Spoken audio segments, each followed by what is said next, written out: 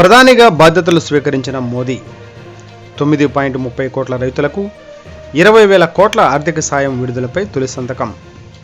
కేంద్రంలో మరోసారి ఎన్డీఏ సంకీర్ణ ప్రభుత్వం కొలువు తీరింది. ఈ మేరకు ఆదివారం ఢిల్లీలోని కర్తవ్య పథ్ వేదికగా నరేంద్ర మోడీ మూడోసారి ప్రమాణ స్వీకారం చేశారు. ఈ క్రమంలోనే సోమవారం ఉదయం పార్లమెంటు పరిధిలోని సౌత్ బ్లాక్లో ఉన్న పిఎంఓ కార్యాలయంలో ఆయన ప్రధానిగా బాధ్యతలు స్వీకరించారు. ఆ వెంటనే పీఎం కిసాన్ నిధులు విడుదల ఫైల్పై తొలి సంతకం చేశారు.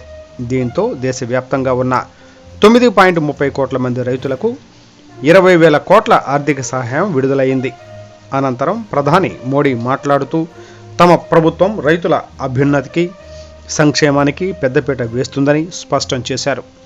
అదేవిధంగా వ్యవసాయ రంగ అభివృద్ధికి కూడా కృషి చేస్తామని పేర్కొన్నారు.